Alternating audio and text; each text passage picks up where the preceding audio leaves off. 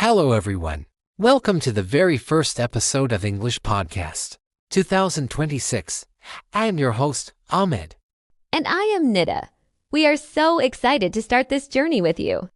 Our goal is simple: to help you master English through real, engaging conversations. Today's topic is something we all use every day: social media.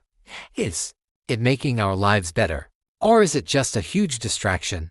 Before we dive in, remember, at the end of this podcast, we will explain 10 advanced vocabulary words used in this discussion. So stay with us till the end. Ahmed and Nida, I think social media is a miracle. It connects people globally. I can talk to a friend in New York while sitting in Lahore. It's a global village. I agree, Ahmed, but there's a downside. People are more connected online but more lonely in real life. We spend hours scrolling instead of talking to the person sitting next to us. That's true. But look at the opportunities. Small businesses are growing because of Instagram and Facebook. People are learning new skills on YouTube for free. But what about mental health? The constant comparison with others' perfect lives leads to anxiety. Plus, there is so much misinformation or fake news. Now, let's look at 10 advanced words we use today. I will explain them using very simple English so you can understand the meaning perfectly. 1. Boon. Simple explanation. Boon is something that is very helpful, beneficial, or a big advantage for someone. Example, for many students, having access to a library is a massive boon for their studies. 2. Bane. Simple explanation. This is the opposite of a boon. A bane is something that causes a lot of trouble, stress, or unhappiness. Example, traffic jams are the bane of commuting in big cities every morning. 3. Distraction. Simple explanation. A distraction is anything that takes your focus away from what you are supposed to be doing. Example, I find it hard to work when there is loud music playing. It's a major distraction. 4. Global village. Simple explanation. This term describes how the world feels small and connected because of the internet and fast travel. Example, because of the internet, we now live in a global village where news travels instantly. Sorry to interrupt, but I want to say something to our listeners. Sure, Ahmed. Go ahead. Friends, if you are enjoying this podcast and learning new words, please subscribe to English Podcast 2026. Your support helps us create more videos for you.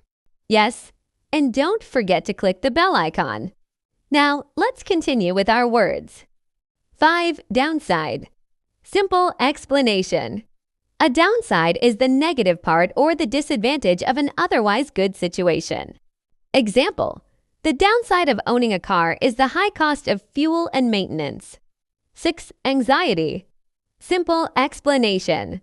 Anxiety is a feeling of being very worried, nervous, or stressed about something that might happen.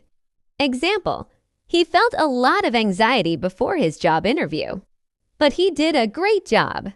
7. Misinformation. Simple explanation. Misinformation is incorrect or false information that is spread among people, often leading to confusion. Example, social media can sometimes spread misinformation about health and medicine. 8. Cyberbullying. Simple explanation. Cyberbullying is the act of using digital platforms to harass, threaten, or hurt someone's feelings. Example, it is important to report cyberbullying to keep the internet a safe space for everyone. 9. Perspective. Simple explanation. A perspective is a specific way of looking at a situation or a person's individual point of view. Example, talking to people from different cultures gives you a wider perspective on the world. 10. Engagement. Simple explanation. In the digital world, engagement refers to how much people interact with content by liking, sharing, or commenting. The high level of engagement on our videos shows that our audience is really learning. That's it for today. We hope you enjoyed this debate and learned some new words.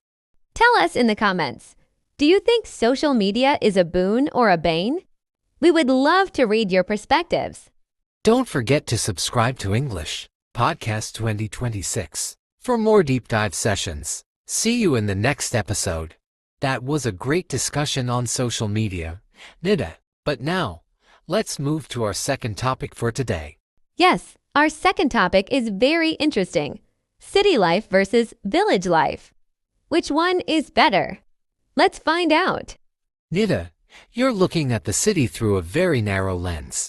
When I talk about the city, I'm talking about the pulse of human achievement. Look at the skyline. Those aren't just buildings. They are hubs of innovation. In the city, you have access to specialized healthcare that saves lives. If you have a rare medical condition, a village clinic won't have the MRI, technology or the specialists needed to treat you. Isn't your health worth the noise? But Ahmed, why do we need those specialized hospitals so often in the first place? And the stress of the hustle leads to chronic hypertension and anxiety. In the village, our medicine is the fresh air and the lack of artificial stress. You call it pulse, but I call it a headache. That headache is the sound of the world moving forward. Let's talk about opportunity. In a village, your career path is often predetermined by the land or small local trades. In the city, you can be anything: a software engineer, an artist, a stockbroker, or a scientist. The networking alone is a goldmine. You are one coffee meeting away from a life-changing career move. Can you honestly tell me that a village offers the same level of intellectual and professional growth? It depends on how you define growth. Is growth just a bigger paycheck and a fancier job title? In the village, we grow in character and community. Here, if your house floods, the whole village shows up with shovels. In your city apartment, you might not even know the name of the person living 2 inches away from you behind a concrete wall. You have fast internet, but are you actually connected to people? Or are you just staring at a screen because you're lonely in a crowd of millions? I'll grant you that the community is tighter in rural areas, but the city offers diversity. I meet people from every corner of the globe. I can eat Thai food for lunch and Italian for dinner. I am exposed to different cultures, religions, and ideas every single day. That makes me a more well-rounded human being. The village, while kind, can be a bubble. It's easy to be kind when everyone thinks and acts exactly like you do. And it's easy to be diverse when no one actually cares who you are. The city is a place of transactional relationships. You interact with the barista, the bus driver, and the coworker. But it's all functional. In the village, our relationships are foundational. And let's talk about the cost. You earn more, but you spend it all on rent for a shoebox. I have a wide-open garden, organic vegetables I grew myself, and a house that doesn't cost me my soul every month. I have financial freedom, while you have a career that owns you. You mention organic food, but what about infrastructure? When the sun goes down in the village, life stops. In the city, the night is just the beginning. We have libraries that stay open late, museums, theaters, and parks that are maintained by experts. If I want to learn a new language at 8 p.m. on a Tuesday, I can find a tutor. The city is a 24-hour classroom. You aren't just living. You are experiencing the peak of modern civilization. Civilization is reaching a breaking point. Ahmed, the peak involves mountains of trash and polluted rivers. The village is the last stand for sustainability. We live in rhythm with nature, not against it. You use 10 times more electricity and water in the city, just to maintain that excitement. If the world faces a crisis, I know how to grow my own food and survive. What will you do when the fast internet goes down and the grocery store shelves are empty? I suppose it comes down to what one craves more, the thrill of the climb or the peace of the plateau. I'm willing to trade some quiet for the chance to change the world. And I'm willing to trade the big break for a long, healthy life where I actually know my neighbors. Perhaps the city is where you go to make a living, but the village is where you go to actually live. Now, let's learn 8 new words from this topic. I will explain them very slowly. 1. Innovation. Simple English. Creating something new, like a new invention or a fresh idea. Example: the city is full of innovation. with new apps and gadgets being made every day. To infrastructure. Simple English, the basic physical systems of a place, such as roads, bridges, electricity, and water pipes. Example, big cities have better infrastructure, like fast trains and huge hospitals. 3. Diversity. Simple English, a mix of many different types of people, cultures, or things. Example, I like the diversity in the city because I can meet people from many different countries. For transactional.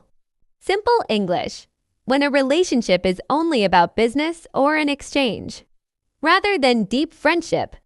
Example, meeting a shopkeeper is a transactional relationship.